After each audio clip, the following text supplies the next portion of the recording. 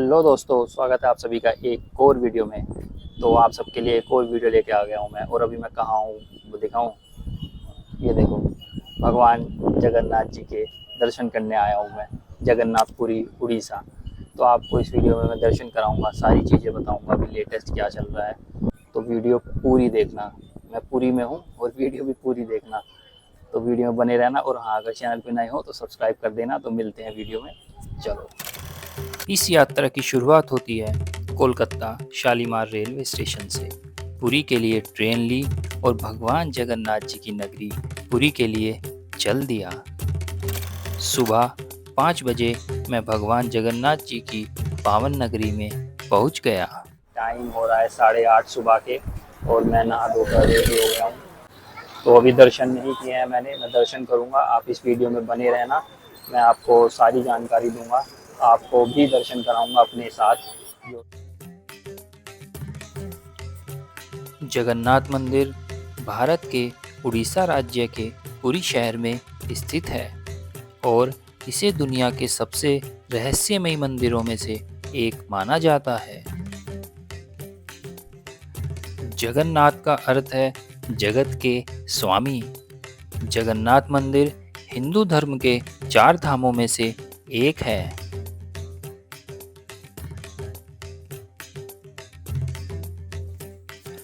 जगन्नाथ मंदिर का सबसे बड़ा रहस्य है ब्रह्म पदार्थ, जिसे भगवान श्री कृष्ण जी का हृदय भी माना जाता है। मालवा के राजा इंद्रदुम्न भगवान विष्णु के परम भक्त थे। एक बार भगवान विष्णु ने राजा इंद्रदुम्न के सपने में आकर आदेश दिया कि पुरी के समुद्री तट पर जाएं और एक विशाल नीम का पेड़ वहां बहकर आएगा, उसी पेड़ से मेरी नई मूर्ति बनवाएं। राजा ने भगवान के आदेश का पालन किया और समुद्री तट पर अपने सेवकों को भेजा। वहां उन्हें विशाल नीम का पेड़ मिला, जिस पे भगवान विष्णु के प्रति एक शंख, चक्र, गदा और कमल उकेरे हुए थे। फिर उस पेड़ को पुरी तक लाया गया, लेकिन कोई भी कारीगर उस लकड़ी से नील माधव की मूर्ति नहीं बना पाया। फिर राजा ने विश्वकर्मा की प्रार्थना की और कुछ दिनों बाद विश्वकर्मा एक बूढ़े आदमी के रूप में आए और राजा से बोले कि महाराज, मैं इस मूर्ति को बना सकता हूँ, लेकिन मेरी कुछ शर्तें हैं कि मैं भगवान विष्णु की मूर्ति एक बंद कमरे में 21 दिनों में बनाऊंगा और इस दौरान मुझे कोई परेशान नहीं करेगा। अगर किसी ने दरवाजा खोला तो मैं मूर्तियों को अधूरा छोड़ दूंगा। फिर 15 दिन बाद कमरे से छेनी हथौड़ों की आवाज आनी बंद हो गई और रानी गुंडीचा इससे चिंतित हो गई। रानी ने राजा से कहा कि दरवाजा खोलना चाहिए, और जैसे ही दरवाजा खोला तो विश्वकर्मा कमरे से गायब हो चुके थे और पीछे केवल 3 अधूरी मूर्तियां थी। भगवान जगन्नाथ के हाथ और पैर अधूरे थे। बलराम और सुभद्रा जी की मूर्तियां भी अधूरी थी। जब राजा इन मूर्तियों के पास आए तो उनको मूर्तियों के अंदर से एक दिल की धड़कन महसूस हुई। आज ये ही अधूरी मूर्तियां भगवान जगन्नाथ, बलराम और सुभद्रा जी के रूप में पूजी जाती हैं।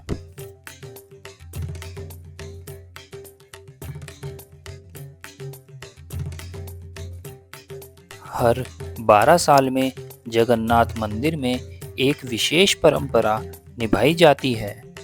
इस विशेष परंपरा के तहत भगवान जगन्नाथ, बलभद्रा और सुभद्रा जी की लकड़ी से बनी पुरानी प्रतिमाओं की जगह नई प्रतिमाओं को स्थापित किया जाता है। लेकिन इन पुरानी प्रतिमाओं में मौजूद एक दिव्य तत्व को संभालकर इन नई प्रतिमाओं में रखा जाता है। मेरे पीछे आप देख रहे होंगे रथ यात्रा का काम चलता हुआ, और ये इधर भी रथ तैयार किए जा रहे हैं। 3 रथ जो है रथ यात्रा निकलेगी, और कहा जाता है कि ये नीम की लकड़ी से बनाए जाते हैं। ये पीछे आप देख सकते हैं। यहाँ पे सिंह द्वार है, जहाँ से एंट्री कर सकते हैं। टोटल 4 द्वार हैं इसमें, तो ये ही मेन द्वार है, सिंह द्वार। और यहाँ पे भगवान जगन्नाथ जी विराजमान हैं। तो यहाँ मंदिर के पास ही धर्मशाला है, आप यहीं पे ले सकते हैं धर्मशाला, और रूम्स भी मिल जाएंगे। यहाँ पे पूरी मार्केट है, विद इन 1 किलोमीटर में। मैंने भी यहीं पे रूम लिया था, तो आप यहीं पे रुकने का अपना देख सकते हैं। तो मैं आके यहाँ पे समय बिता सकता हूँ, इसलिए मैंने पास में ही लिया होटल। और मुझे 1500 रुपये का होटल मिला एक दिन का। यहाँ पे 1500-2000 की रूम में आपको होटल मिल जाएंगे। धर्मशाला भी है यहाँ पे बहुत सारी, जैसे कि आपने देखा होगा अभी। मंदिर के जस्ट सामने ही आपको मोबाइल लॉकर, शू स्टैंड सब मिल जाएंगे। कहते हैं कि मंदिर के मुख्य द्वार से प्रवेश करते समय 22 सीढ़ियाँ पार करनी होती हैं, लेकिन इसमें से तीसरी सीढ़ी पर पैर नहीं रखना चाहिए। तीसरी सीढ़ी को यमशिला कहा जाता है।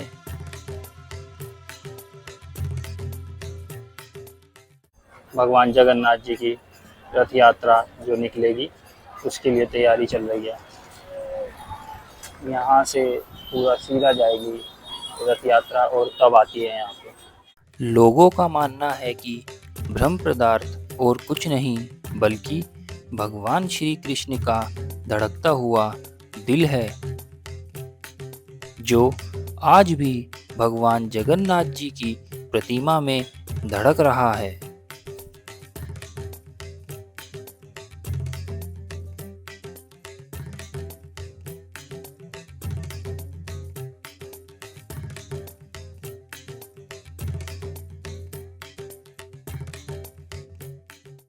ये मंदिर है, और इधर सिंह द्वार है। ये सिंह द्वार से एंट्री है, और जस्ट उसके अंदर यहाँ पे राइट में आपको फ्री शूज़, मोबाइल स्टैंड भी मिल जाएगा।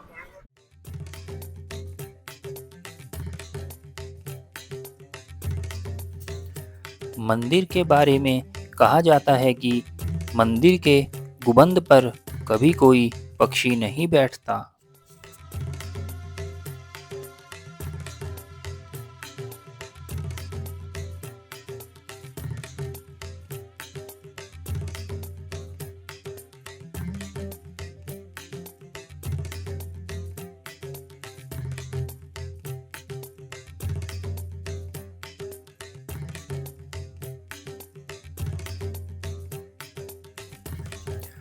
जगन्नाथ मंदिर का महाप्रसाद एक पवित्र भोजन है जो भगवान जगन्नाथ को अर्पित किया जाता है। तो दोस्तों, ये है महाप्रसाद भगवान जगन्नाथ जी का।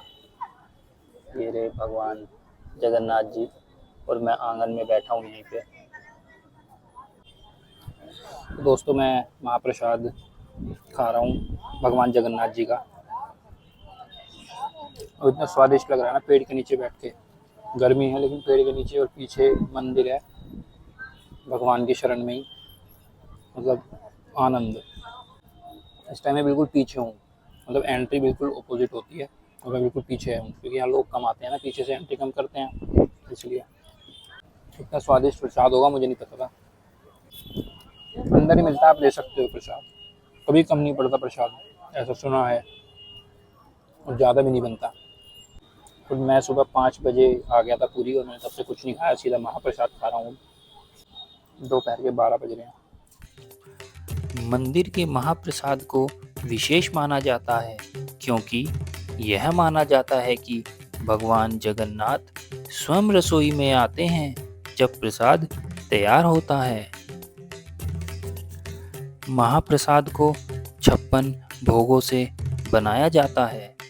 यह प्रसाद मिट्टी के बर्तनों में बनाया जाता है, और प्रसाद बनने के बाद इसे सबसे पहले विमला देवी यानी कि माता पार्वती के मंदिर में भोग लगाया जाता है।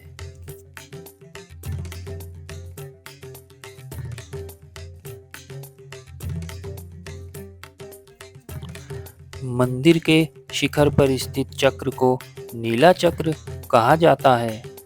यह चक्र अष्टधातु यानी कि 8 धातुओं से बना है और मंदिर के शिखर पर लगा हुआ है। इसे सुदर्शन चक्र भी कहा जाता है। और जगह जगह पे आपको ये पानी पीने के लिए मिल जाएंगे, तो पानी की कोई दिक्कत नहीं है। अभी दोपहर के 1 बज रहे हैं और मैं मंदिर के अंदर ही घूम रहा हूँ,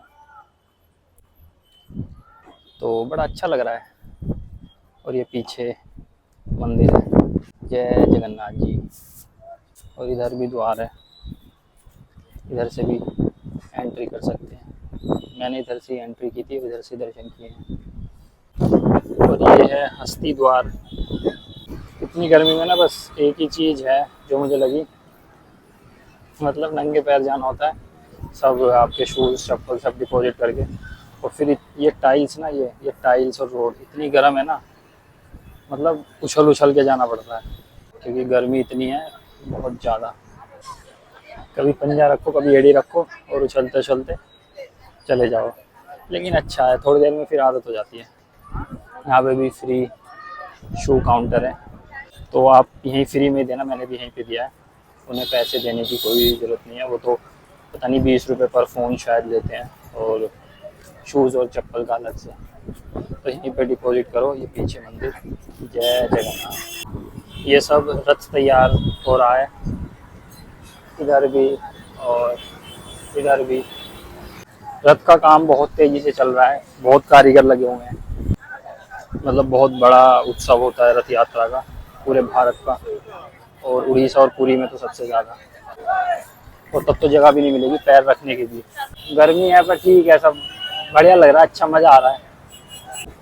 इन 2 दिन में ना मैं ऐसा हो जाऊँगा, मतलब वैसे ही काले हैं ठीक है, पर और हो जाऊँगा, कोई फ़र्क नहीं पड़ता। सनस्क्रीन लगा के तो आया हूँ, पर कोई फ़र्क नहीं पड़ेगा मुझे।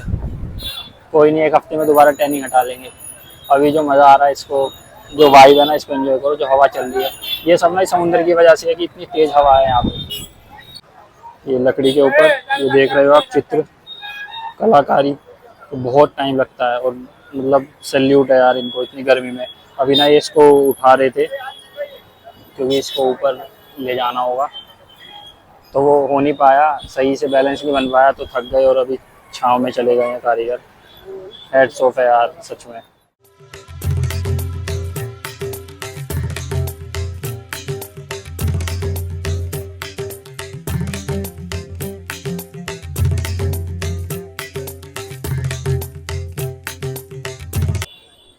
क्या सुंदर नज़ारा है दोस्तों। ध्वज लग चुका है। फ़ोन में तो इतना नहीं दिखाई दे रहा है, रियल आंखों से ना बहुत ही ऊपर है। और पीछे बादल